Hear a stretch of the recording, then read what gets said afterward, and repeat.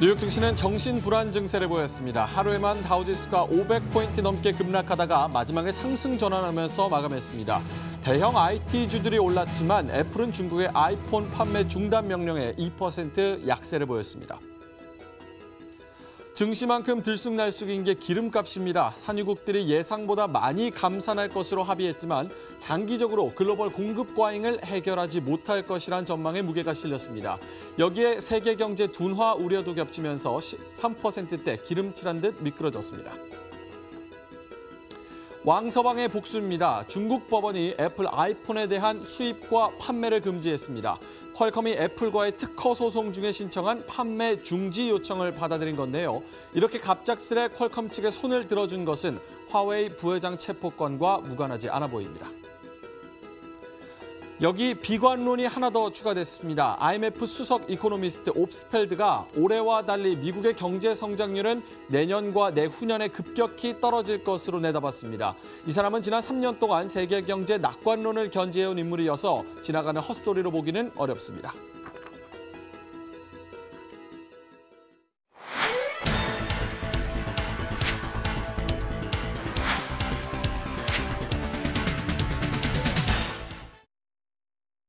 네, 12월 11일 화요일 머니투데이 글로벌 랩 오늘도 힘차게 시작해 보도록 하겠습니다. 지금 6시 31분 밖에는 마이너스 영하 2도입니다. 이렇게 추운 만큼 시장 투심도 많이 얼어붙는 그런 모습인데요. 그럴수록 저희 머니투데이 글로벌 랩과 좀 방어적인 전략 잘 세워보시기 바라겠습니다. 방송 보시다가 좀 궁금하신 점 있으시면 저희 유튜브, 구글, 네이버에 머니투데이 글로벌 랩 검색하시면 다양한 콘텐츠들을 만나실 수 있고요. 또 013-3366-8288번으로 문자 주시면 저희 연구원과 전문가분들이 상세하게 같이 고민을 해보도록 하겠습니다. 자, 오늘 뉴욕 증시 마감 상황부터 살펴보도록 하겠습니다. 지수로만 보면 플러스권인데 하루 종일 그래프를 본다면 지금 정신불안 증세 아니냐 이런 얘기가 나올 만도 합니다. 장 초반에 500포인트 넘게 급락하다가 장 막판에 상승 전환하면서 0.3%가량 플러스권에서 거래를 마치는 모습이었는데요. 대형 IT주들이 많이 오르기는 했지만 애플이 아이폰 판매가 중국에서 중단된다라는 소식에 2%대 약세를 보이면서 마감하는 모습이었습니다. 전체적으로 0.1%에서 0.7%까지 오르면서 플러스권에서 거래를 마쳤습니다.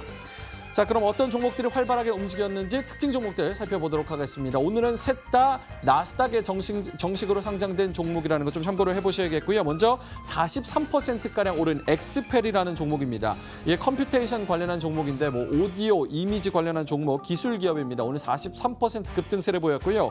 두 번째는 이노베이트 바이오파마, 최근에 바이오 업종이 많이 올라오고 있죠. 염증 치료제를 개발하는 바이오 업종이 38%가량 올랐습니다.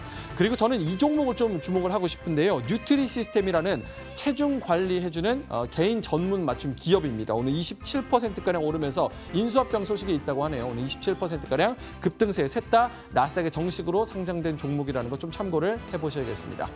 자, 국내 지수 벤치마크인 외국인들이 생각하는 국내 지수 벤치마크인 MSCI 한국 지수 살펴보도록 하겠습니다. 뉴욕 증권거래소에 상장돼 있는 MSCI ETF고요. 0.2%가량 올랐습니다. 어제 코스피가 1% 넘게 하락했는데 오늘 흐름 지켜봐야겠습니다. 자, 두 번째는 나스닥에 상장되어 있는 퍼스트 트러스트 ETF인데요. 오늘 0.3%가량 밀렸는데요. 차트로 보면은 코스닥 흐름과 연계성이 더 짙다는 점 좀 참고를 해보셔야겠습니다. 자, 글로벌 증시 마감 상황 좀 더 디테일하게 알아보도록 하겠습니다. 김민지 앵커 시황센터입니다.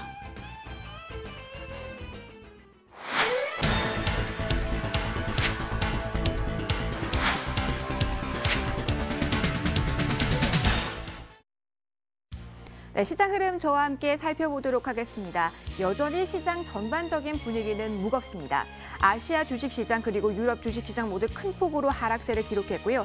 그나마 미국 주식시장에서 어느 정도의 방어하는 흐름이 나왔다는 부분은 다소 고무적으로는 볼 수 있겠습니다. 다만 변동성이 너무 크기 때문에 그 안에 이슈가 어떤 것들이 담겼는지 꼼꼼하게 살펴보셔야겠는데요. 지금부터 하나씩 보겠습니다. 먼저 미국으로 가시죠.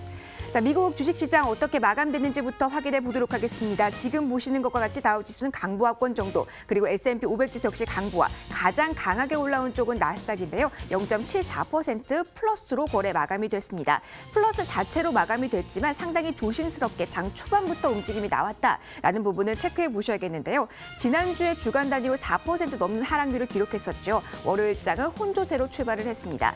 경계감을 가질 만한 이슈가 많았기 때문인데요. 일단은 글로벌 경기 둔화에 대한 우려, 그리고 미중 무역 갈등 이슈를 지켜보자라는 심리가 상당히 강했습니다. 특히 화웨이 CFO의 체포 이후에 중국이 이 사안에 대해서 무역이라는 이슈에 대해서 더욱더 민감하게 반응하고 있는 시점인데요. 중국 법원이 이 미국 아이폰의 일부 제품에 대해서 판매를 금지했다라는 소식이 나왔습니다. 물론 신형이 포함되지 않았기 때문에 실질적인 타격은 크지 않지만 워낙 양국이 민감한 시점에 나온 이슈이기 때문에 시장 참여자들 여기에도 주목하는 모습이 나타났습니다. 그리고 장중에 3대 지수가 일제 하락원, 특히 다우와 같은 경우는 500포인트 넘게 떨어지면서 24,000선을 지난 5월 이후 처음으로 내주기도 했는데요. 바로 브렉시트 이슈가 불거진 바로 그 시점이었습니다. 메이 영국 총리는 브렉시트 합의안 표결을 연기하겠다 이렇게 발표를 공식적으로 했는데요. 지금 이 분위기에서 표결을 진행한다면 부결될 것이 분명하기 때문이다라고 이야기를 했습니다. 시장이 싫어하는 불확실성 또다시 불거지는 시점이었기 때문에 급격한 반응 나왔다라고 보시면 되고요. 그러나 오후장으로 갈수록 조금 더 분위기가 반전되는 모습 보였습니다. 대형 IT주를 중심으로 저가 매수세가 올라오면서 보시는 것처럼 3대 지수 일제히 상승권에서 마무리하는 데는 일단 성공을 했습니다. 자, 미국 증시 상황 보셨고요. 유럽으로 넘어가서 어떻게 흐름 나왔는지 보도록 하겠습니다. 미국하고 조금 달랐습니다. 일제히 하락권에서 거래를 마감 지었습니다. 브렉시트 이슈에 직격탄을 맞았다 이렇게 볼 수가 있는데요. 시장 참여자들이 악재보다 더욱더 싫어하는 것이 브렉시트라고 하죠. 영국이 어떠한 결정을 하게 될지 알 수 없다. 이 브렉시트 결정을 되돌릴 수도 있다. 여러 가지 시나리오가 나오면서 시장 불안감은 그대로 지수에 드러났습니다.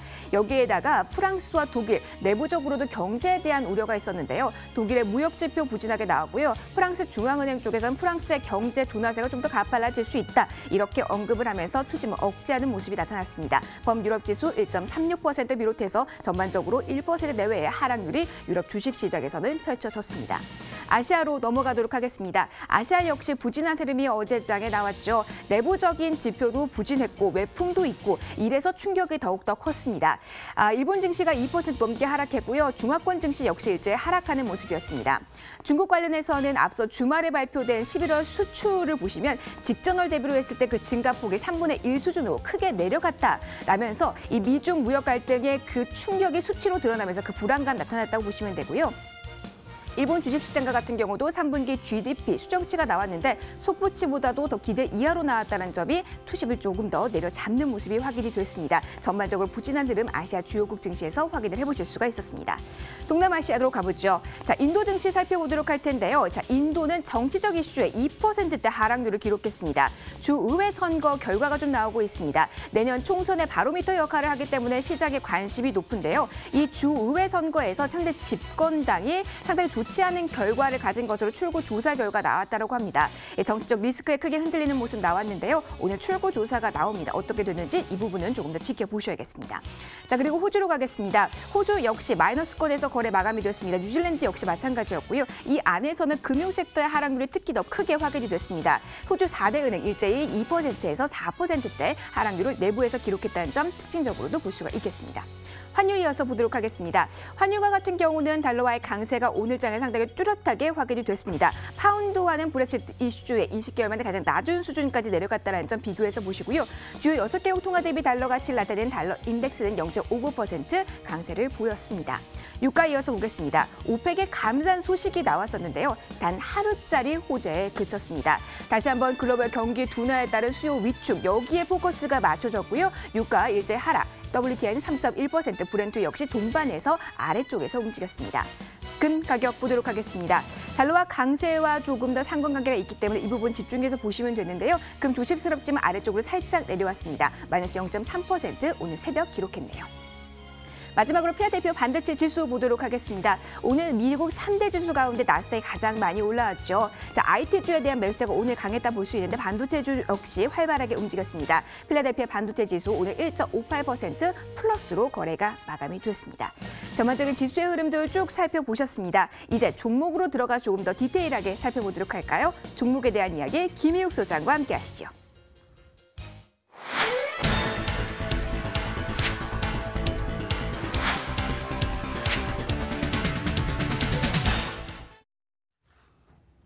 네, 오늘은 화요일 아침입니다. 미국은 이제 월요일 이번 주 첫날 장이 끝났는데요.